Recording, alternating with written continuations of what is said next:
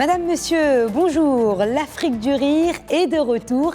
Cette année, pour sa deuxième édition, le festival promet une fois de plus des moments de fou rire grâce à la présence sur scène d'artistes de talent émergents ou confirmés. Leur point commun, ils sont tous originaires du continent africain. Et c'est à Abidjan, en Côte d'Ivoire, que le festival a ouvert le bal avant de faire escale dans d'autres villes africaines, Marrakech, Rabat, Casablanca, Bamako et enfin Dakar, un festival qui s'est donné pour devise divertir tout en promouvant la culture africaine. Avec nous sur le plateau, l'initiateur et producteur de l'Afrique du Rire, Wallace, de son vrai nom Tal Lazrak. Wallace, on ne le présente plus depuis 10 ans, le plus ivoirien des humoristes marocains, fait rire aux éclats toute l'Afrique francophone, un véritable phénomène de l'humour. Bonjour Wallace. Bonjour, et merci d'être venu sur le plateau de Média TV. Merci de me recevoir, merci beaucoup. Toujours un plaisir d'être parmi vous, ça va? Ça va très bien. Mélinda. Ça va très bien, merci. Merci. Alors, carton plein à Abidjan pour l'Afrique du Rire. Vous avez joué à guichet fermé au Palais de la Culture, au lieu des Arts en Côte d'Ivoire. Et maintenant, c'est au Maroc que le festival se tient. Alors, la deuxième édition de l'Afrique du Rire, finalement, semble plutôt bien partie. Vraiment, elle semble bien partie. On est très très contents parce que faire un guichet fermé 3 jours avant un événement à Abidjan, c'est pas tous les jours que ça arrive. Surtout que les Ivoiriens sont plus du genre à acheter leur place à la dernière minute, venir sur le lieu de l'événement, acheter sa place et rentrer au théâtre. Et pour une des rares fois, avant-hier, on leur dit, écoutez, il n'y a plus de place, fallait vous y prendre plus tôt. Et donc, on commence à nous dire qu'il faut changer de salle.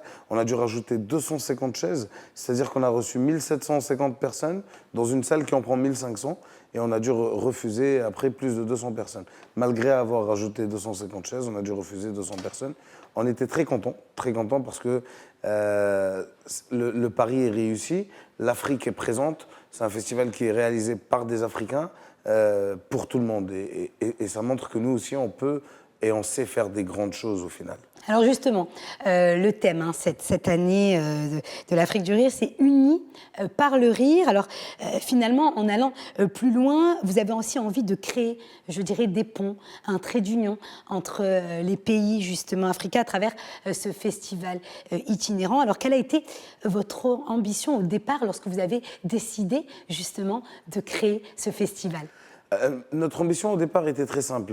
L'Afrique ne peut pas avancer si les Africains eux-mêmes ne mettent pas la main à la pâte, on va dire. Nous sommes tous responsables de notre continent et personne ne viendra changer l'Afrique à notre place. Alors, on s'est levés tous ensemble et puis on a décidé de montrer aux gens, au monde entier, ce que nous, on sait faire, ce que nous, on peut faire.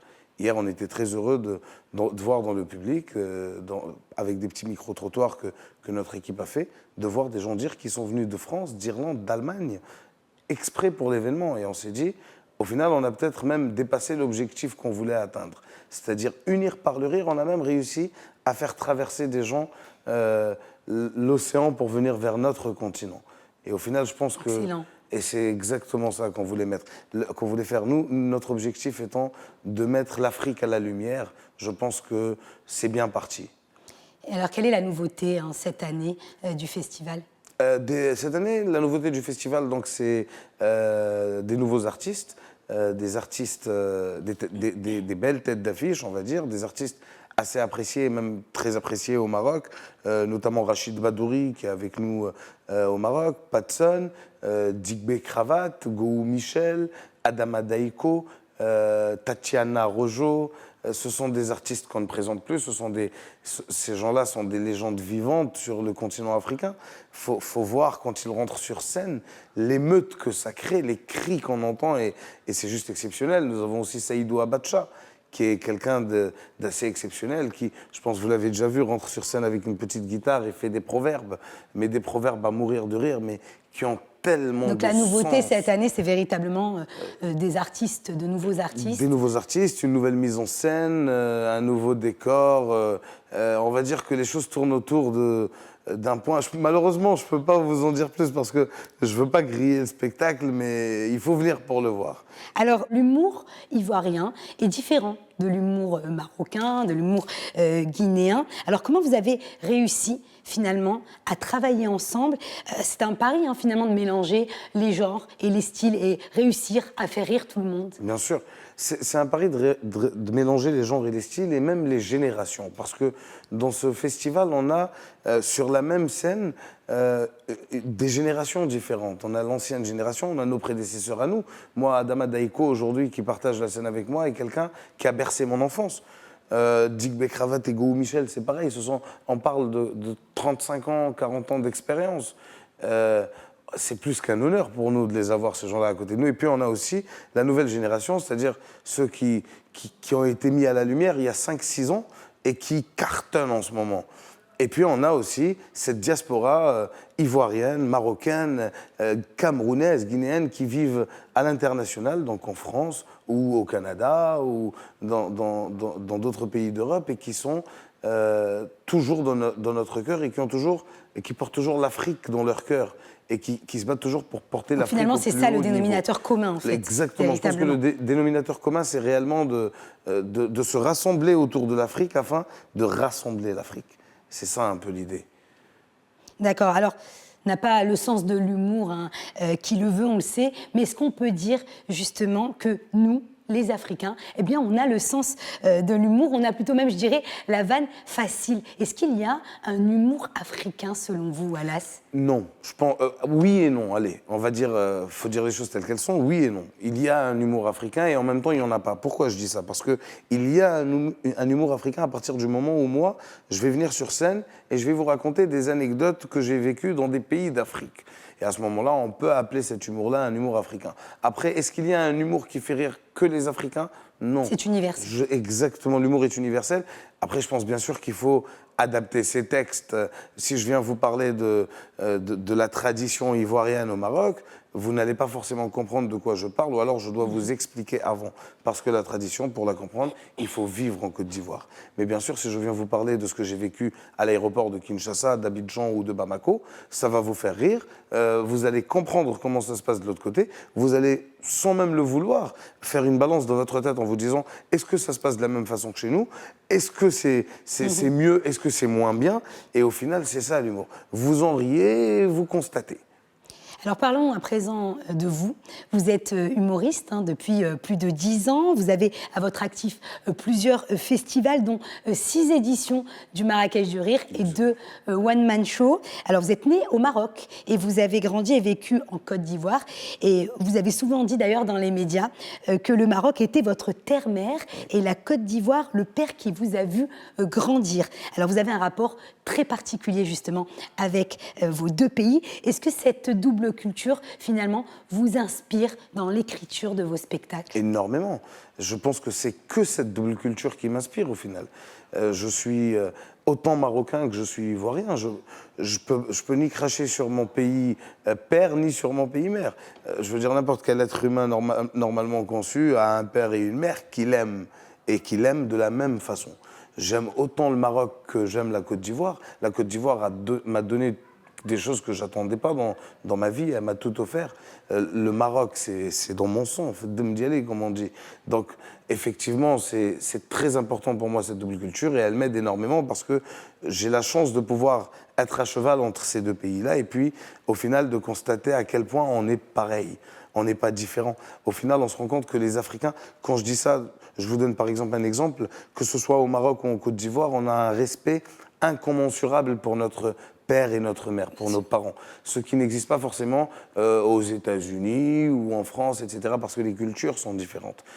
Et plus on avance et plus on se rend compte que le Maroc et la Côte d'Ivoire sont exactement pareils. Alors, dans vos spectacles, vous parlez beaucoup justement de multiculturalisme, d'acceptation de l'autre, de votre vécu en Côte d'Ivoire. Et comme beaucoup d'humoristes, vous êtes aussi un professionnel de la vanne, forcément. Alors voilà, c'est ce que vous pouvez justement raconter aux téléspectateurs de Média TV, du moins pour ceux qui ne la connaissent pas, la vanne du Libanais. Alors, les Libanais, j'en ai beaucoup de vannes sur eux. Vous savez, les Libanais, ce que je vanne chez les Libanais, c'est leur façon de parler le français. Les Libanais, pas tous, hein, bien sûr, parce que dans mes spectacles, je dis qu'il y a 3 catégories de Libanais, je les cite, etc. Et il y a une catégorie de Libanais qui ne parle pas très bien français, mais qui cartonne dans les affaires. Comme quoi, il ne faut pas forcément parler français pour savoir faire des affaires. Et un jour, il y a un Libanais qui m'a dit, tu sais, voilà, je content. Même si tu critiques nous, je suis content. Parce que je suis fier et parce que j'ai à l'aise avec mon culture libanais. Et je lui ai dit, merci Amo pour ce que tu dis, mais Amo, je veux te poser une question. Pourquoi vous, les Libanais, vous savez que dans la langue française, il y a le verbe être et le verbe avoir. On ne dit pas j'ai content, on dit je suis content. Il m'a dit, écoute-moi bien, quand tu es Libanais, être, c'est pas important, c'est avoir qui est important. Excellent, excellent. Mais justement, pour la petite anecdote, on vous prenait pour un Libanais en Côte d'Ivoire. Jusqu'à présent. Pourquoi ? Jusqu'à présent. Je suis obligé à chaque fois que je monte sur scène, que je rassemble du monde, que j'ai la télé qui filme, de dire au public et aux téléspectateurs que je suis marocain d'origine et ivoirien par adoption et que je ne suis aucunement libanais. Et on reprend mes vidéos et on les met sur les réseaux sociaux et en commentaire, je lis ah, voilà encore un Libanais qui pense qu'il n'est pas Libanais. Donc, à un moment, ça ne veut pas rentrer. Alors, en quelques mots, parce qu'il nous reste très très peu de temps malheureusement, après le Maroc, hein, la prochaine étape sera le Mali et le Sénégal hein, pour l'Afrique du Rire. Une première hein, au Mali, un pays qui est touché par beaucoup de violences intercommunautaires, touché aussi par la violence terroriste et qui a besoin justement aujourd'hui et plus que jamais de ce genre d'événements. Est-ce que finalement le rire ne serait-il pas une arme pour faire taire la violence? Complètement, ça l'est. Ça l'est et on dit, tous les humoristes ensemble, quand on part dans ce genre de pays pour jouer, on a joué à Ouagadougou l'année dernière, 2 jours après un attentat, on a joué, on joue à Bamako cette année, il y a eu un attentat hier à Bamako au nord du Mali, et on dit qu'on part en guerre nous aussi. On part en guerre contre eux, mais on est des guerriers pour la paix. On est des guerriers sans armes, mais on est des guerriers qui avons uniquement notre humour et nos petits messages à faire passer, et pour faire comprendre aux gens au final qu'on serait plus heureux à s'aimer plutôt qu'à se faire la guerre et à se tirer dessus. Merci Wallace. Je rappelle qu'après le Maroc, où le festival Afrique du Rire se tient actuellement, vous prenez la direction du Sénégal et donc du Mali par la suite. L'Afrique du Rire, un beau projet, unique en son genre sur le continent qui semble avoir de beaux jours devant lui. On vous souhaite beaucoup de succès. Continuez justement à nous faire rire. Le monde en a bien besoin. Merci Wallace. Infiniment. Merci beaucoup. Merci Mélinda de nous avoir reçus. On vous suit, nous, de la Côte d'Ivoire, il faut le savoir. On suit Médien, on regarde, je me fais comme les bled. Merci beaucoup, merci. Merci, chers téléspectateurs, d'avoir suivi cette interview.